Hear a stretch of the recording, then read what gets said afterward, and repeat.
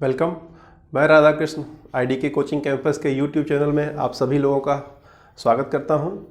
आज का बेहद इम्पॉर्टेंट टॉपिक है भारत का नेपाल से और भारत का चाइना से जो वर्तमान में प्रॉब्लम चल रहा है उस पर मैंने वीडियो बनाने जा रहा हूं। मैं ध्यान देंगे, ये इतना इम्पॉर्टेंट है कि हर एग्ज़ाम में इस साल पूछा जाने वाला है और इसके अलावा भी आम नागरिक की हैसियत से भी आपको इसको जानना चाहिए कि आखिर में भारत का चाइना के साथ, भारत का नेपाल के साथ विवाद क्या है ना। तो भारत, नेपाल और चाइना के पीछे जो विवाद है, आइए समझते हैं।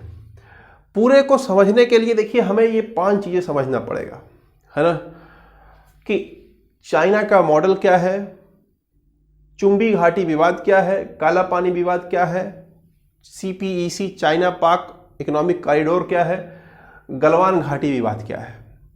पूरा अगर आप खेल समझें तो वर्तमान में जो विवाद की जड़ है,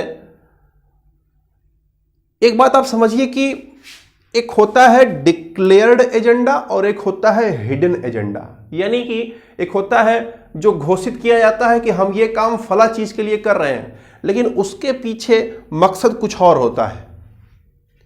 ठीक, तो जो छुपा हुआ मकसद होता है उसे हिडन एजेंडा कहते हैं और जो दुनिया को बताया जाता है उसे कहते हैं डिक्लेयर्ड एजेंडा। ध्यान दीजिएगा, चाइना एक रास्ता बनाना चाहता है पाकिस्तान के लिए। चाइना से पाकिस्तान एक रास्ता बनेगा जब, तो चाइना का पाकिस्तान समेत ये पूरे यहां पे जितने देश हैं सब में व्यापार बहुत ही तेजी से बहुत आगे बढ़ेगा, जिसमें भारत कहीं ना कहीं गतिरोध उत्पन्न कर रहा है वर्तमान में इस रोड को बनाने में, जिसे CPEC कहा जाता है। अब इस रोड को बनाने में भारत अगर गतिरोध उत्पन्न कर रहा है तो भारत को कहीं ना कहीं चाइना किसी न किसी रास्ते में फंसाएगा, फंसाने का प्रयास करेगा, वहां फंसा करके फिर अपना काम करेगा। यह उसकी मंशा है। ठीक है, तो अब इसी को करने के लिए वो चारों तरफ से भारत के ऊपर प्रेशर डाल रहा है, खुद भी आक्रमण कर रहा है और नेपाल से भी जो है चीजों को ऐसा करा रहा है कि भारत अन्य जगहों पर परेशान हो और हम ये रोड बना पाए। ठीक है, आइए पूरा खेल समझते हैं। सब कुछ समझने के लिए आपको मेरे साथ अंत तक बना रहना पड़ेगा, है ना। अंत तक नहीं बने रहेंगे तो शायद आपको समझ ना आए, है ना। तो आइए सबसे पहले यहां पर पूरा चीज समझते हैं एक एक करके। इतिहास में चलना ही पड़ेगा, बिना इतिहास में गए वर्तमान की समस्या को आप समझ ही नहीं पाएंगे, है ना।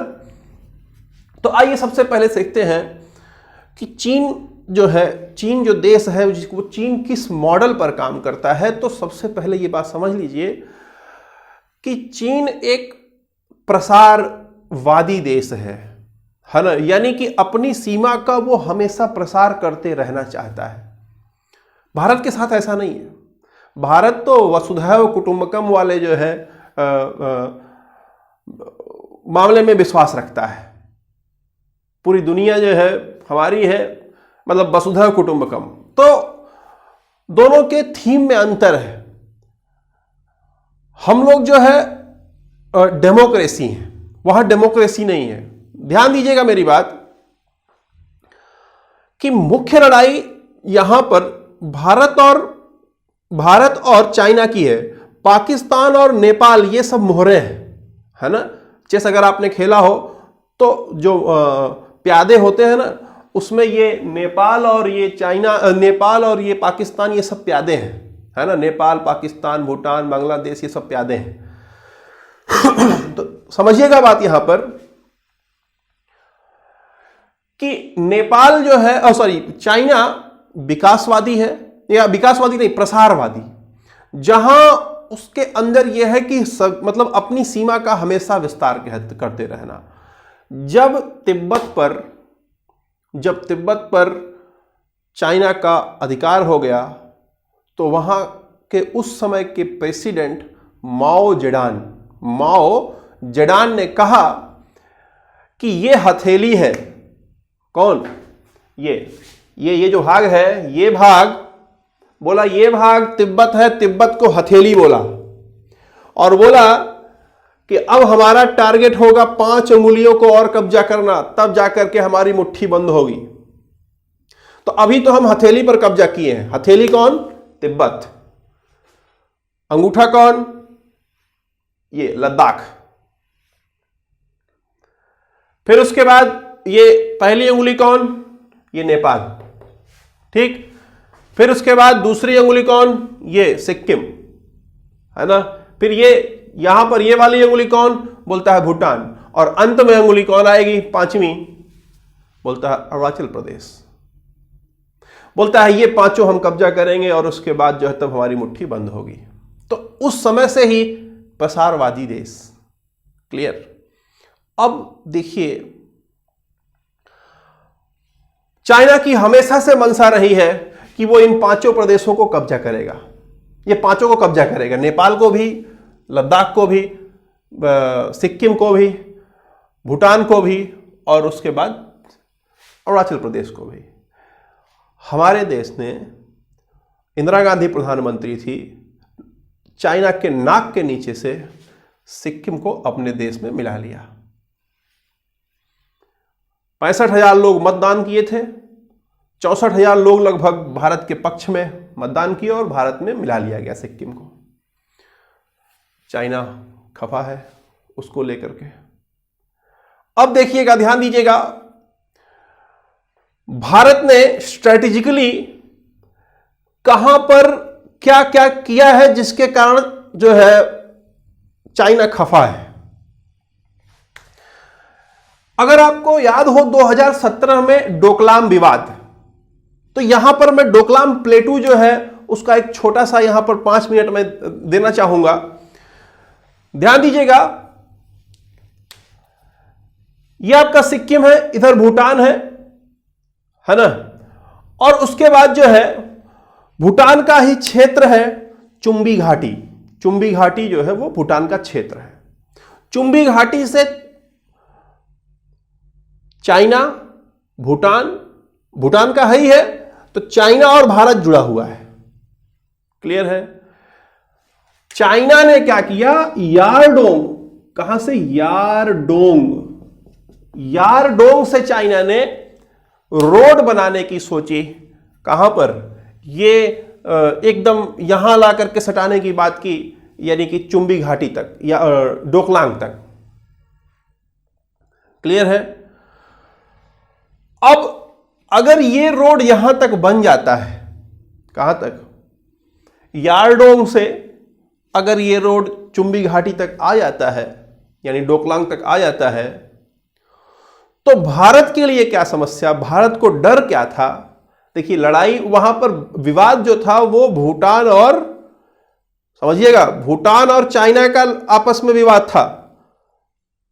लेकिन भारत को क्या डर था कि अगर यारडोंग से यहां तक रास्ता बन गया तो चाइना यहां तक हमेशा आता जाता रहेगा और वो सप्लाई हमेशा दे सकता है अपनी मिलिट्री को जब भी कभी युद्ध होगा। तो ऐसी स्थिति में भारत के इस हिस्से पर, इसे चिकन नेक कहा जाता है। भारत के पूरे अगर हिस्से को देखेंगे तो इसको चिकन नेक कहा जाता है। इसके इधर 7 प्रदेश हैं, उत्तरी पूर्वी 7 प्रदेश हैं, जिसे 7 सिस्टर्स कहा जाता है। भारत को यह डर था कि अगर यह रोड बन जाता है तो कभी भी भविष्य में यहां के लिए यह आक्रमण कर सकता है, क्योंकि प्रसारवादी देश है। कभी भी इस पर आक्रमण कर सकता है कब्जा करने के लिए। अब इस पर अगर कब्जा कर लिया यहां पर, तो फिर भारत के इस हिस्से को भारत से अलग कर देगा और फिर ये जो बंगाल की खाड़ी है इस पर भी कब्जा जमा लेगा। इस डर से, या यूं कहें कि इस आशंका से, भारत ने भूटान का मदद कर दिया, भारत ने सेना भेज दी और भारत के 2 टैंक भी जो है उड़ा दिए गए थे। समझिए युद्ध होते होते बचा है किसी तरीके से। अंत में चाइना को अपना हाथ वापस खींचना पड़ा। चाइना ने अपना हाथ वापस खींचा और उसने उस समय बताया कि ठीक, लड़ाई या मुद्दा हमारा भूटान का था, हमारा भूटान का मुद्दा था और बीच में भारत आया है, तो अब भारत का किसी और से मुद्दा होगा तो बीच में हम भी आएंगे। तो भारत ने चाइना को चिढ़ाने का काम किया यहां पर। उसके पहले यहां भी काम किया था, सिक्किम को जो है अपने में मिला लिया। समझ आ रही बात है? 1962 में चाइना ने हमारे ऊपर आक्रमण किया था और हमारे काफी क्षेत्र को कब्जा कर लिया है, बताएंगे अभी। तो यहां इतना आप समझ पा रहे हैं कि भारत और चाइना आपस में एक तरह से प्रतिद्वंदी हो चुके हैं। ठीक है, भारत ने कई जगहों पर उसको चिढ़ाने का काम किया है, मतलब भारत ने भी किया है। अब जो है इसके सामने, यानी कि चाइना वर्तमान में इसका सबसे बड़ा लक्ष्य यह है कि ये इस मध्य एशिया में पूरे अपना व्यापार फैलाए। अब इस मध्य एशिया में व्यापार फैलाने के लिए चाइना को ये इधर से जापान के पास ये समंदर से होते हुए इधर से आना पड़ता है। तो काफी समस्या होती है, काफी कई गुना कॉस्ट लग जाता है। इसलिए अब इसको ये रास्ता मिला है बनाने का कि यहां से ये रास्ता इधर से रास्ता बनाए, जिसे चाइना पाकिस्तान इकोनॉमी कॉरिडोर कहा गया। वो ऐसे इस रास्ते से होते हुए आएंगे। भारत इस पे विरोध कर रहा है। तो अब भारत को फंसाने की बात आएगी, कैसे भारत को कहीं और किसी और तरफ फंसाया जाए। ठीक है, तो अब देखिए उन मुद्दों को, जो मुद्दे दबे हुए हैं या जो मुद्दे जो है जहां से भारत परेशान हो सकता है, उसको उठा रहा है चाइना। ठीक है, चाइना ने, अब आप ध्यान दीजिएगा कि नेपाल में वर्तमान की जो सरकार है, नेपाली कम्युनिस्ट पार्टी की सरकार है नेपाल में, और चाइना में भी कम्युनिस्ट पार्टी है। इन दोनों की सोच लगभग एक जैसी है। ऐसी स्थिति में कुछ स्थितियां ऐसी हैं कि नेपाल चाइना के तरफ झुक गया है। उसके पीछे कई रीजन है जो अभी यहां एक्सप्लेन नहीं किया जा सकता है, क्योंकि टॉपिक कुछ और है। तो अब देखिए, अगर आप इस बात को समझना चाहते हैं कि भारत चाइना का विवाद क्या है इस समय, तो यह भी समझना पड़ेगा कि भारत नेपाल का विवाद क्या है ना। तो भारत नेपाल का जो विवाद है वर्तमान में, उसे काला पानी विवाद कहा जाता है। आपने चीन मॉडल समझ लिया, आपने चुंबी घाटी विवाद देख लिया। चुंबी घाटी विवाद में यहां पर क्या हुआ था, कैसे हुआ था, यारडोंग से जो बनाया जा रहा था, भारत ने कैसे पीछे ढकेल दिया उसको। ठीक है, चाइना बदला लेने के लिए खड़ा है। काला पानी विवाद समझिए। काला पानी विवाद समझने के लिए जो वर्तमान का भारत नेपाल का झगड़े का जड़ है, उसको समझते हैं। अब अगर आप भारत नेपाल विवाद को समझना चाहते हैं तो आपको ये 6 चीजें समझनी पड़ेंगी कि वर्तमान में नेपाल की स्थिति क्या है, कैसा, कहां पर वो स्थित है, नेपाल का भारत से संबंध कैसा है, सुगौली की एक संधि हुई थी वो क्या है, 1962 में जो युद्ध हुआ था उसमें नेपाल का रोल क्या था, नेपाल ने हमारा मदद कैसे किया था। काला पानी लिपू लेख एक रोड सरकार ने बनाई है, बनाने का प्रस्ताव रखा है, शुरू किया है। फिर उसके बाद वर्तमान में नेपाल की सरकार। इन 6 चीजों को जब आप देखेंगे, समझेंगे, तो पूरा डिटेल में आपको समझ आएगा कि भारत नेपाल का वर्तमान का विवाद क्या है। क्लियर है? तो सबसे पहले नेपाल की स्थिति को समझते हैं। नेपाल की स्थिति देखिएगा, बोलता है कि Nepal land locked buffer state, land locked और बफर स्टेट, यानी नेपाल में चारों तरफ से लैंड है। अच्छा ध्यान दीजिएगा, लैंड लॉक की परिभाषा क्या होती है। लैंड लॉक का मतलब है कि उसके किसी भी क्षेत्र से कोई भी समुद्र का भाग ना जुड़ा हो तो उसे लैंड लॉक एरिया कहा जाता है। तो नेपाल के किसी भी क्षेत्र से किसी भी तरीके का कोई भी समुद्री क्षेत्र नहीं जुड़ा हुआ है। ध्यान दीजिएगा, इसके किनारे पर नदियां हैं, झील है, नदियां और झील से मतलब नहीं बदलता है लैंडलॉक की परिभाषा। क्लियर? तो नेपाल लैंडलॉक एक क्षेत्र है, यानी नेपाल में कहीं से भी अगर देखिएगा, अगर नेपाल में एंट्री करना है तो दो रास्ता है, या तो चीन से आओगे या तो भारत से जाओगे। नेपाल के उत्तर में चीन है, दक्षिण में भारत है, पूरब में भारत है, पश्चिम में भारत है, यानी तीन तरफ से नेपाल भारत से घिरा हुआ है और एक तरफ उधर नेपाल चाइना है। इधर जो भारत का क्षेत्र है वो मैदानी भाग है और जो नेपाल और चाइना का जो क्षेत्र है, बॉर्डर है, वो पहाड़ी भाग है। ऐसी स्थिति में इधर से आना काफी जो है खर्चीला है। अगर 1 किलो आलू यहां से यहां पहुंचाना हो, ये देखिए ये समंदर में यहां से आ जाए, चाइना से मान लीजिए माल आ रहा है, चाइना से माल आया और यहां आकर के उतरा, यहां से यहां नेपाल ले जाने में 1 किलो मान लीजिए प्याज ले जा रहा है तो 2 रुपए उसका भाड़ा लगेगा। लेकिन अगर चाइना डायरेक्ट यहां से यहां लाना चाहेगा तो 250 रुपया भाड़ा लगेगा। इतना अंतर है। तो जाहिर सी बात है, नेपाल के लिए भारत बहुत ही महत्वपूर्ण देश है। अगर भारत रोक दे आना जाना इनके पास तो इनकी हालत खराब हो जाएगी। क्लियर है? तो पहली चीज तो नेपाल लैंडलॉक है, दूसरी बात बफर स्टेट है। बफर स्टेट का मतलब दो दुश्मनों के बीच का स्टेट है, ये है ना, ऐसे समझ लीजिए, दो दुश्मन हैं, दो बड़े दुश्मन हैं, उनके बीच का ये एक जगह है, एक देश है, इसे बफर देश कहा गया। समझ आई बात? अब देखिए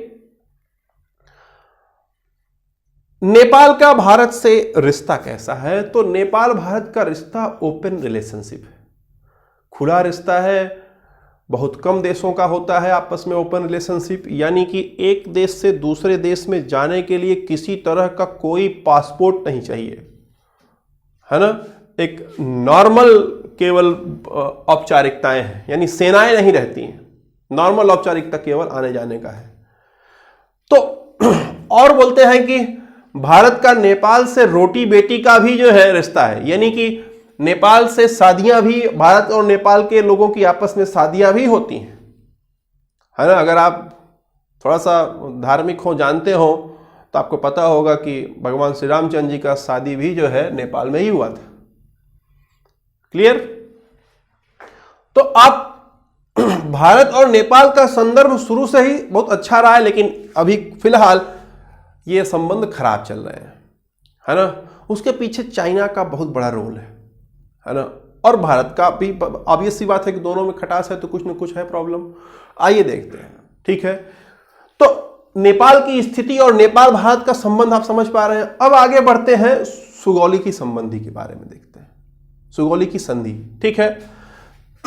अब यही सबसे इंपॉर्टेंट चीज है जो पूरे इसमें है। तो देखिएगा, अगर हम ये मान लें थोड़ी देर के लिए, अब हम इस चित्र से अलग हट करके बना रहे हैं, ठीक है। ये मान लेते हैं नेपाल है, ये मान लो कि नेपाल है, ठीक। अब ये मत मान लेना कि भारत के अंदर नेपाल आ गया है, अरे ये अलग था, अब ये मान लो दूसरा नक्शा है, ठीक है। ये नेपाल है मान लो। नेपाल में देखिए, जब भारत में मुगलों का पतन हुआ तो उस समय गोरखा लोग काफी जो है एग्रेसिव थे। गोरखा काफी, मतलब माना जाता है कि गोरखा जो लड़ाई करते हैं बहुत जबरदस्त लड़ाई करते हैं। तो जब भारत में मुगलों का पतन हुआ, अंग्रेजों का शासन स्टार्ट हुआ, तो अंग्रेज भी उतना जो है ध्यान नहीं दे रहे थे, या अंग्रेज भी व्यस्त थे अपने लूटने में। तो नेपाल ने क्या किया कि नेपाल ने ये यहां कुमायूं, यानी कि नेपाल के इस तरफ कुमायूं को नेपाल ने कब्जा कर लिया। फिर उसके बाद गढ़वाल को कब्जा कर लिया। कुमायूं और गढ़वाल अगर देखा जाए तो उत्तराखंड है। फिर उसके बाद नेपाल ने अपने इस तरफ भी सिक्किम था उसको कब्जा कर लिया, ठीक। और फिर तराई के क्षेत्र में भी नेपाल ने कब्जा कर लिया। जब नेपाल ने कुमायूं, गढ़वाल, सिक्किम और इस तराई क्षेत्र यानी उत्तर प्रदेश, बिहार, इस पर भी कब्जा कर लिया, तो अंग्रेजों ने देखा अरे ये तो उनकी सीमा में आ रहा है। तब देखिए, ध्यान दीजिएगा, यहां तक समझ में आ रहा, कब्जा कर लिया। अब जब इसने कब्जा कर लिया तो नेपाल की सीमा यहां से यहां तक हो गई। क्लियर है? ये सिक्किम यहां पर तीस्ता नदी और ये यहां पर सतलुज नदी। क्लियर? तो नेपाल की सीमा तीस्ता से सतलज तक हो गई थी।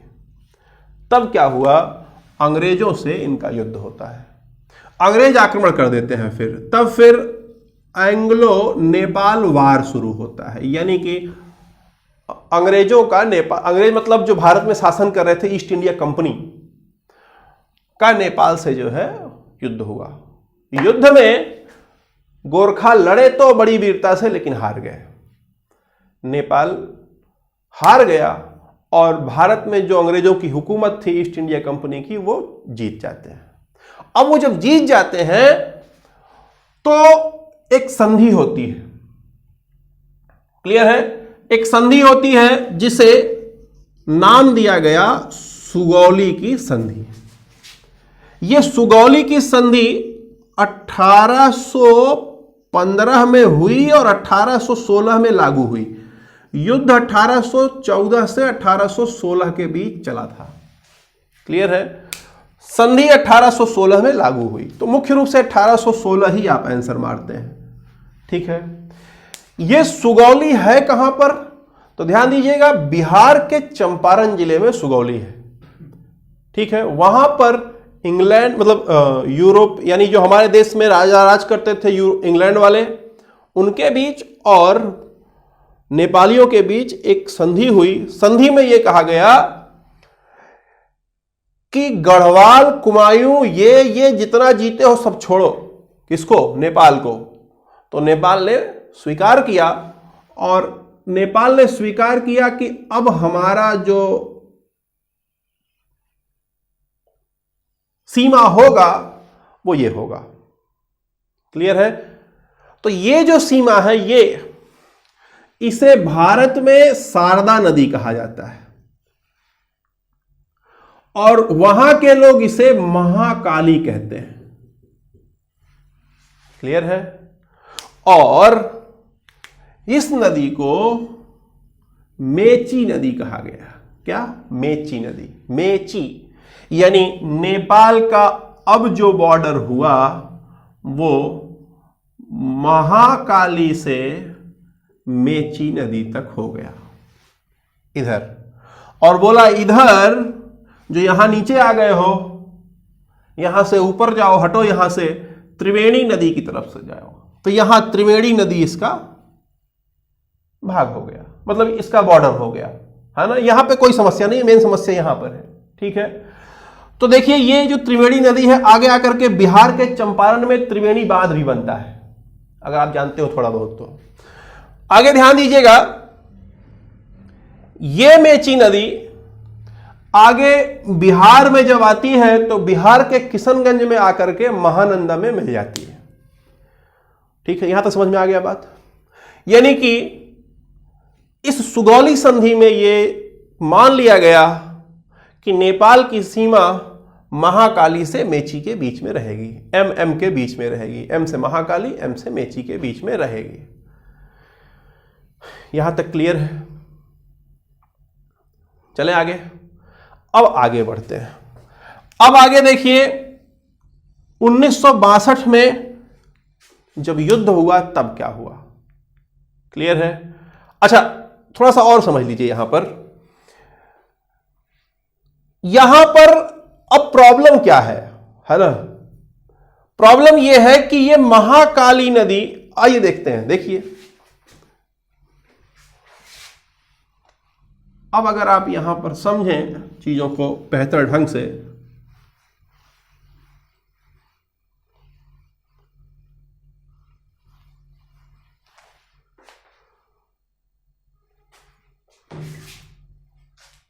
देखिएगा कि ये मान लीजिए भारत नेपाल का, मतलब ये नेपाल है ना? देखिए प्रॉब्लम कहां पर खड़ी हो रही है कि ये जो काली नदी है या महाकाली नदी है, बोलता है कि महाकाली नदी के 3 सब्सिडरी हैं, 3 सब्सिडरी हैं, यानी कि ये 3 सब्सिडरी है ऐसे। ठीक है, भारत बोलता है कि हम यहां तक मानेंगे, महाकाली की इस धारा को मानेंगे कि ये महाकाली है। समझ आ रही है बात? ये देखिए, यहां पे देखिए, ये भारत है, ये देखिए ये उत्तराखंड है, ये इधर उत्तराखंड है। ठीक, ये नेपाल है, ये उत्तराखंड है। अब देखिए ये जो नदी है, ये देखिए समझिएगा बात कि इसके ये एक हो गया, फिर ये दूसरा हो गया, ये तीसरा हो गया। ठीक है, ये 3 धाराएं, मतलब 3 अलग अलग धाराओं से मिलकर के जो है ये महाकाली नदी बनी हुई है, यानी सब्सिडरी है, इसकी सहायक नदियां हैं। क्लियर है? तो देखिए जो सबसे इधर वाली है इसे लिम्पियाधुरा, ये लिम्पियाधुरा यहां है, लिम्पियाधुरा है। ये देखिए ये लिपू लेक है, ये लिपू लेक है, और ये जो है काला पानी है। इसको उठा के मैं यहां लाया हूं। क्लियर है? समझ आ रही है बात? ध्यान दीजिएगा मेरी बात कि यहां पर ये ट्राई, ये देखिए ये जो बिंदु है, ये यहां एक ट्राई जंक्शन है। ट्राई जंक्शन मतलब नेपाल, भारत और चाइना, इन तीनों का ये मिला हुआ जगह है। ठीक है, लिपू लेक दर्रा। ठीक, ये जो लिपू लेक है ये मिला हुआ है ना? ध्यान दीजिएगा, भारत क्या है कि भारत यानी कि उस संधि के बाद, सुगौली की संधि के बाद, भारत ने ये यहां तक सब कुछ अपना, मतलब यहां तक चलता रहा भारत का। लेकिन यहां पर 35 स्क्वायर किलोमीटर क्षेत्रफल का क्षेत्र है जो नेपाल का भाग था। क्लियर? जब चाइना ने आक्रमण किया भारत पर इधर से और इधर से, चाइना ने जब आक्रमण किया तो ध्यान दीजिएगा, भारत यहां और यहां की जमीन भारत के लिए उतनी इंपॉर्टेंट नहीं है। यहां भी पहाड़ है, इधर भी पहाड़ है, लेकिन अगर चाइना इधर से आक्रमण करता तो तुरंत दिल्ली पहुंचता। समझ पा रहे हैं? बगल में दिल्ली है, तो समझिए कितना खतरनाक है ये रास्ता। तो भारत ने उस समय 1962 में नेपाल से गुजारिश की, नेपाल से रिक्वेस्ट किया, तो नेपाल ने अपना ये जमीन 35 किलोमीटर, 35 वर्ग किलोमीटर, बहुत ज्यादा जमीन नहीं, बहुत छोटा जमीन, 35 वर्ग किलोमीटर, ठीक, 35 वर्ग किलोमीटर जमीन भारत को दे दिया। अब भारत की सेना यहां पर आ गई। अब भारत की सेना यहां आ गई तो नेपाल के ऊपर भी नजर बना सकती है और चाइना के ऊपर भी नजर बना सकती है। क्लियर है? अब ये नजर यहां बनाए है, यहां 1962 से भारत की सेना लगी हुई है। क्लियर है? नेपाल ने भारत को यह जगह दिया हुआ है। अब प्रॉब्लम क्या खड़ी हुई है? प्रॉब्लम क्या खड़ी हुई देखिए, दो प्रॉब्लम है। पहली प्रॉब्लम क्या है कि भारत ने कहा कि यहां मानसरोवर पर्वत है, तिब्बत में मानसरोवर पर्वत। भाई मानसरोवर पर्वत तो हमारे लिए बड़ा इंपॉर्टेंट है, शंकर जी का निवास स्थान था। तो लोग यहां पर दर्शन करने के लिए, हमारे भारत के लोग अगर यहां दर्शन करना चाहते हैं तो उनको ये इधर नाथुला दर्रा से होते हुए जाना पड़ता था। ठीक, तो भारत ने अभी कुछ दिन पहले, 10 दिन पहले, भारत ने यहां काला पानी से लिपुलेख 80 किलोमीटर रोड बनाने की बात कर ली, उद्घाटन किया। 80 किलोमीटर काला पानी से लिपुलेख। समझ में आ रही बात? भारत का डिक्लेयर्ड एजेंडा है, यानी जो घोषित किया हुआ है। भारत बोलता है कि हम इसलिए बना रहे हैं कि हमारे लोग यहां आएंगे और यहां से यहां जाएंगे आसानी से। यह तो डिक्लेयर्ड एजेंडा है, लेकिन छुपा हुआ एजेंडा क्या है उसके पीछे भारत का? कि भारत अपनी मिलिट्री को यहां अगर रोड बना देगा तो सपोर्ट कर सकता है लगातार। क्लियर है? हमेशा सपोर्ट कर पाएगा, और जब कभी चाइना अगर इधर से आक्रमण करेगा तो हम सपोर्ट करके हम मजबूत रहेंगे यहां पर, क्योंकि हमारे पास रोड रहेगा। यह चाइना भी समझ रहा है, नेपाल भी समझ रहा है कि रोड यहां पर तक पहुंच गया तो फिर दिक्कत आ जाएगी, तब भारत बहुत मजबूत हो जाएगा इस जंक्शन पर। ठीक है, तो भारत ने तो घोषित किया है कि हम यहां जाने के लिए, यहां पर अपने राहगीरों को पहुंचाने के लिए, दर्शनार्थी को पहुंचाने के लिए यहां पर रोड बना रहे हैं, लेकिन उसके पीछे मकसद भारत का भी कुछ और है। समझ पा रहे हैं बात आप? तब आगे बढ़ते हैं। तो एक तो ये रोड बनाने का प्रयास करना शुरू किया है भारत ने 80 किलोमीटर का, वो समस्या है। दूसरी समस्या क्या है? दूसरी समस्या यह है कि भारत ने 370 अनुच्छेद हटाने के बाद, धारा 370 हटाने के बाद लद्दाख को जब यूनियन टेरिटरी घोषित किया, उसके बाद भारत ने 2019 में अपना नक्शा जारी किया। और जब नक्शा जारी किया भारत ने, तो ये जो 35 किलोमीटर का क्षेत्र था, भारत ने बोला ये हमारा क्षेत्र है। समझ पा रहे हैं बात? 1962 में दिया था नेपाल ने हमें, और हमने कहा कि ये हमारा क्षेत्र है। जब हमने कहा हमारा क्षेत्र है ये, तो नेपाल ने तुरंत आपत्ति जताई थी उसी समय। और नेपाल ने वर्तमान में क्या बोल दिया कि जब तुम बोलते कि ये हमारा है, तो नेपाल ने बोला कि ये यहां तक हमारा है, ये लिम्पियाधुरा तक हमारा है। क्योंकि काली नदी कौन सी है, काली नदी का मुख्य कौन सा, यह नहीं हुआ था कि कौन सी धारा से जो है, कौन सी सहायक नदी से नेपाल होगा। तो नेपाल ने कहा कि हमारा यहां से है, यानी कि ये वाला क्षेत्र। ठीक, भारत बोल रहा है कि नहीं, ये वाली जो नदी है ये वाला नेपाल का है, मतलब ये बॉर्डर होगा। तो ये वाला बॉर्डर होगा कि ये वाला बॉर्डर होगा, इसी को लेकर के लड़ाई है। और ये लड़ाई शुरुआत हुई है ये रोड बनाने से और भारत के घोषित करने से कि ये वाला क्षेत्र भी हमारा है। तो नेपाल ने बोला कि ये तो हमारा है ही है, इसके अलावा ये भी हमारा है। समझ आ गई बात? खेल समझ में आ गया? इस नेपाल को इतनी हिम्मत कहां, आज तक नहीं बोल रहा था नेपाल, इतनी हिम्मत नेपाल को कहां से आई है? ये खड़ा है चाइना, इतना पैसा झोंक रहा है चाइना नेपाल में जिसकी कोई सीमा नहीं है। समझ में आ रही बात? तो आपने नेपाल की स्थिति, नेपाल का संबंध, सुगौली संधि, 1962 का युद्ध और काला पानी लिपुलेख जो वर्तमान में समस्या है, इसको देख लिया है ना। और नेपाल में जो सरकार है, मैंने बताया एनसीपी की सरकार है, नेपाली कम्युनिस्ट पार्टी की सरकार है, केपी ओली शर्मा, केपी ओली शर्मा प्रधानमंत्री हैं, और अगर ये मैं कहूं कि केपी ओली शर्मा चाइना के गोद में बैठने के लिए तैयार हैं तो गलत नहीं होगा। अगर ये मैं कह दूं कि केपी ओली शर्मा प्रधानमंत्री इसी बदौलत हैं कि शी जिनपिंग चाहते हैं, सॉरी थोड़ा ज्यादा हो गया, यहां पर ध्यान दीजिएगा, केपी ओली शर्मा, अगर यह कहा जाए कि चाइना के कहने से ही या चाइना के इन्फ्लुएंस से ही प्रधानमंत्री अभी तक बने हुए हैं तो गलत नहीं होगा। ठीक है, तो देखिएगा, बात समझिएगा, चाइना को रोड बनाना है, चाइना को रोड बनाना है, ये यहां से चाइना को रोड बनाना है सीपीईसी।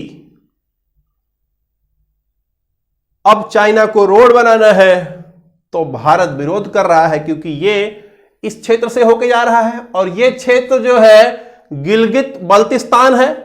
गिलगित बल्तिस्तान जम्मू कश्मीर का भाग है, भले ही पाक ऑक्युपाइड कश्मीर है, भारत विरोध कर रहा है यहां पर।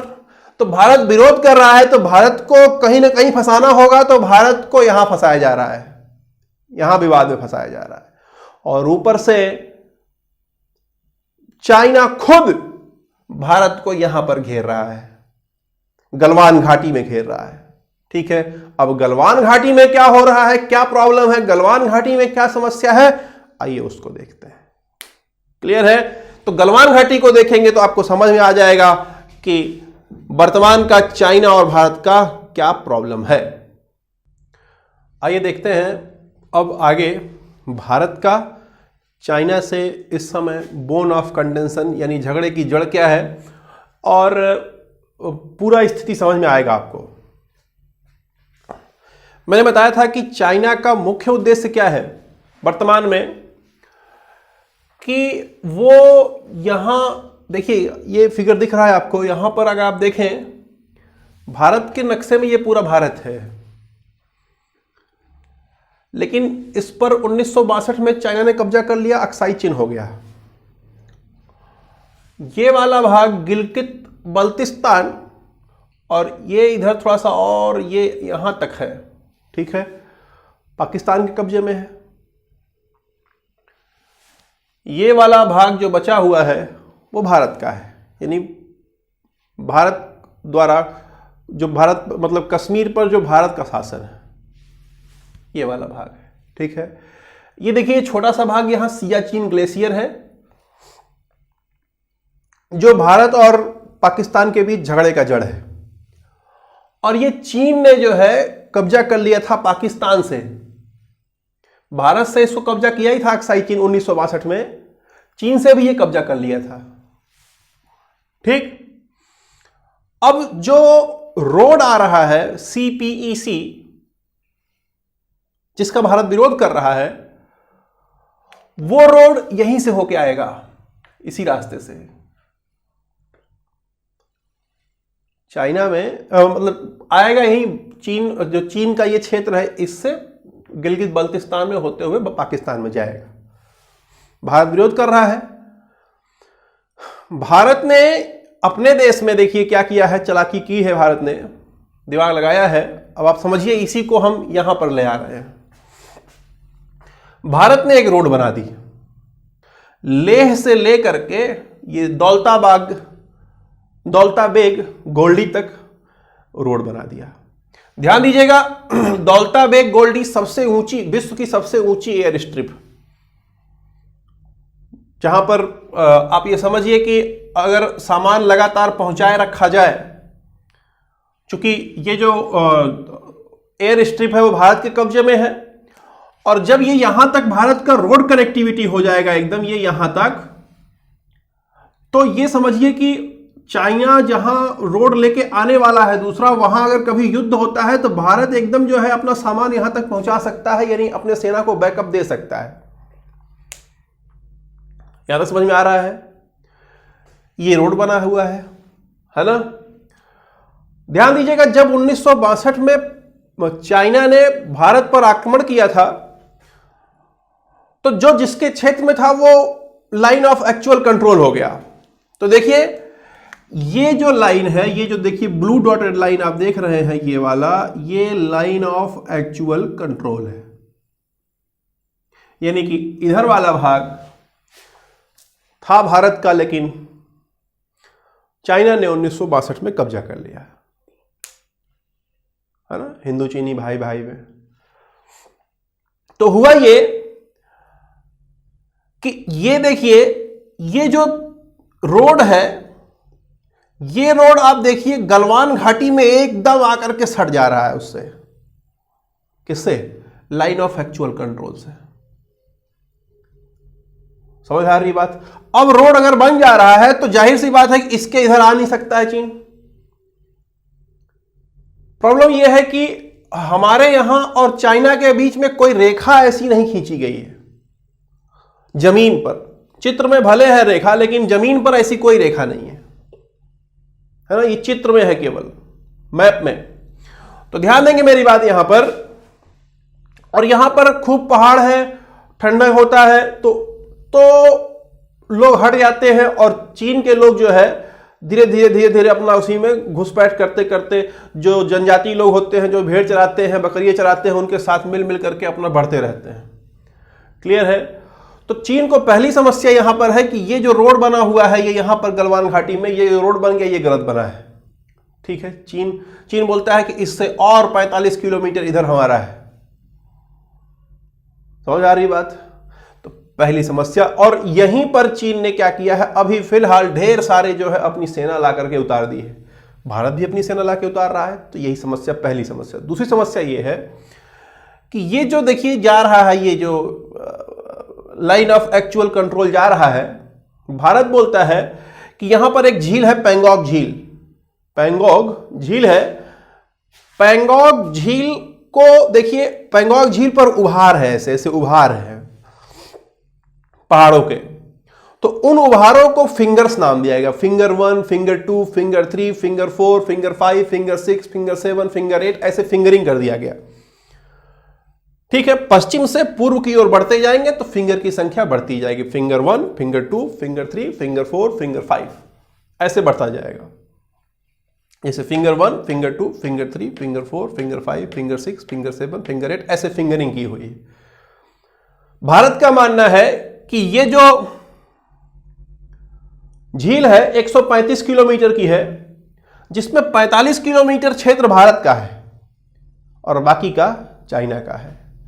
इस प्रकार ये जो रेखा जा रही है, वो रेखा फिंगर 8 से होकर गुजर रही है।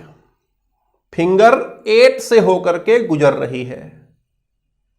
समझ आ रहा है बात? यानी कि यहां से लेके फिंगर 8 तक भारत का जगह है, भारत का यह मानना है। ठीक है, और इसके पहले तक भारत पेट्रोलिंग, यानी कि भारत की सेनाएं जाती थी देखता मतलब निगरानी के लिए, पेट्रोलिंग करने के लिए फिंगर 4 तक जाती थी। क्लियर है? फिंगर 8 तक माना जाता था, लेकिन फिंगर 4 तक जो है हम लोग पेट्रोलिंग करने जाते थे। चीन की सेना घुस आई है और फिंगर 2 के बाद पेट्रोलिंग करने जब हम जाने लगे तो यहां पर चीन की सेना ने हमें रोक दिया है। समझ आ गई बात? तो ये तो ऐसा ही हुआ ना, जैसे मतलब कि आपका खेत हो, आप मेड़ बनाने जाओ, कोई मजबूत आदमी आए और बोले नहीं बनाने देंगे आपके खेत के अंदर ही। तो यही हुआ, भारत के लोग अपने में ही पेट्रोलिंग करने जा रहे थे, उनके सेनाएं पहले से यहाँ मौजूद हो गई थी, आ गई थी, और वो इनको यहाँ जाने से मना कर रही हैं। तो एक लड़ाई झगड़े की बात एक ये है, और दूसरी बात ये है, वर्तमान की बात है। और ये दोनों में और साथ में नेपाल में उलझा करके चाइना चाहता क्या है? चाइना चाहता है कि ये जो CPEC रोड बनने वाला है पाकिस्तान में, वो रोड बन जाए, जो कि हम लोग आसानी से नहीं होने देंगे। है नरेंद्र मोदी प्रधानमंत्री, है ना कहीं कुछ न कुछ तो होगा ही। अभी आपको समझाएंगे, अभी आप इतने से नहीं क्लियर होगा, अभी आपको 1-2 क्लास और लेंगे जब हम इस पर, तो आपको बड़ा मतलब जो है पूरा देश दुनिया का सारा नॉलेज हो जाएगा। आपको समझ में आ जाएगा कि भारत कहाँ पर सिचुएटेड है, भारत के साथ कौन कौन खड़ा हुआ है, क्यों खड़ा है ना, भारत के विरुद्ध में कौन कौन खड़ा है, क्यों खड़ा है, सब कुछ समझ में आएगा आपको। तो उम्मीद करते हैं कि आपको चाइना का, भारत का वर्तमान का और चाइना नेपाल का वर्तमान का जो प्रॉब्लम है वो समझ में आया है, और अगर लगा हो आपको कि मेहनत करके आपके लिए बनाया गया है ना, मज़ा आया हो आपको पढ़ाई में, तो इसको ज़रूर शेयर करिएगा, लोगों तक पहुंचाइए। केवल पढ़ने वाले लोगों तक नहीं, सबके पास पहुंचाइए, क्योंकि ये ऐसी चीज़ है जो सबको जानना चाहिए, सारे देशवासियों को जानना चाहिए। तो उम्मीद करते हैं कि आपको मज़ा आया होगा, और ज़रूर आप इसको शेयर करिएगा, कमेंट भी ज़रूर करिएगा कैसा लगा। अगर आपको अच्छा लगा और इस पर और चाहिए जो है मैटर, तो मैं और जो चीज़ें हैं, मतलब कैसे भारत पाकिस्तान का क्या स्थिति चल रहा है, फिर कौन कौन देश किसको सपोर्ट कर रहा है, यानी पूरा इंटरनेशनल रिलेशन जो होता है, वो सारी चीज़ें मैं आपको आगे क्लासों में दूंगा। कमेंट करके बताइए कैसा क्लास लगा। उम्मीद करते हैं कि आप चीज़ों को समझ पाए हैं। धन्यवाद।